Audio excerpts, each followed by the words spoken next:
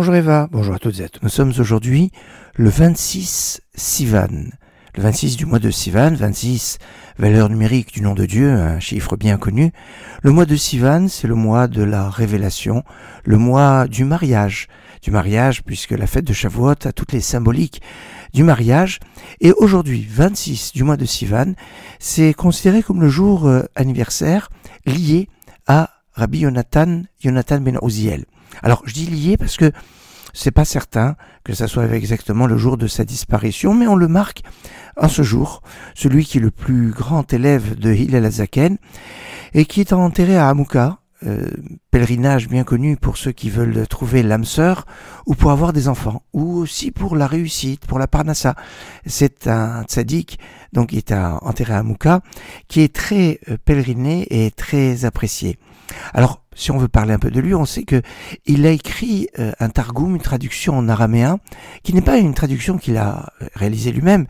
En fait, et on nous dit qu'il a enseigné des enseignements qu'il a reçus de Haggai, Zecharia et Malachi. Alors, Haggai, Zecharia et Malachi ont vécu au début du deuxième temple.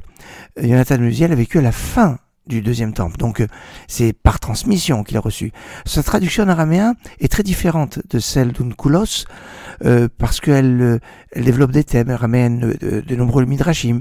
Et quand on va lui dire, mais pourquoi tu as dévoilé cela? Il a dit, je ne l'ai pas fait pour mon honneur, mais pour que ne se multiplient pas les disputes en Israël et les fausses interprétations. Il voulait aussi donner la traduction en araméen des ketuvim, des hagiographes, puisqu'il a donné juste que les prophètes. Et on lui dit non, ça suffit, tu peux pas donner plus. Pourquoi? Parce que dans le livre de Daniel, il y a des références au temps messianique, alors il nous aurait peut-être dévoilé la date de la venue du Mashiach. Pour mesurer sa grandeur, on nous dit dans le traité Souka, page 28a, que Hillel HaZaken avait 80 élèves, parmi lesquels 30 étaient en mesure de recevoir la Shrina comme Moshe, de recevoir la présence divine comme Moshe Rabbeinu.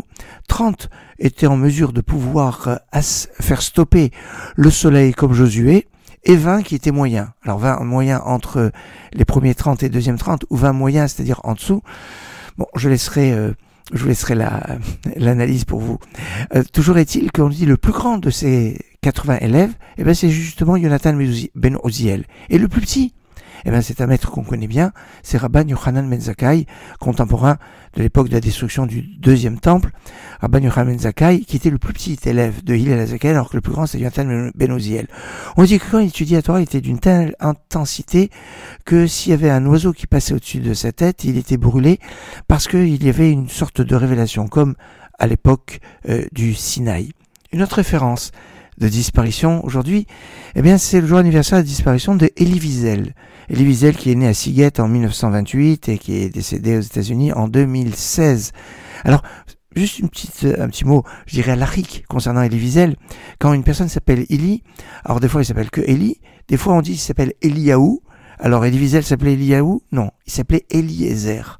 Alors, le diminutif de Eliezer c'est Eli, et donc des fois Eli c'est pas forcément Eliaou.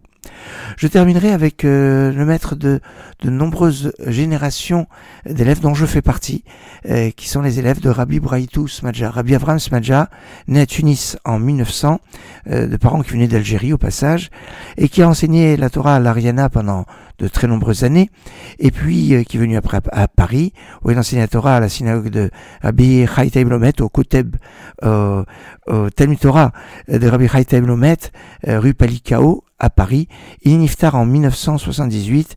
C'est un grand spécialiste de la transmission de la lecture comme il faut, évidemment de la Torah, mais pas seulement des prophètes, des Tehillim, avec une lecture qui doit être, je dirais, presque parfaite, très précise au niveau grammatical et de tous ces enseignements de Rabbi Avram Smadja, Rabbi Braitou, comme on l'appelle avec affection. Excellente journée.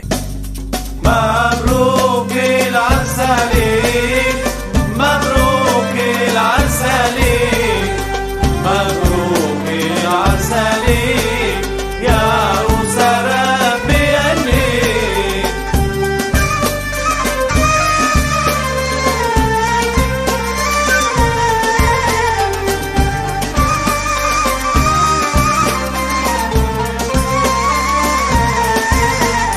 مبروكة للكل حناتك ربي ما تتمنى.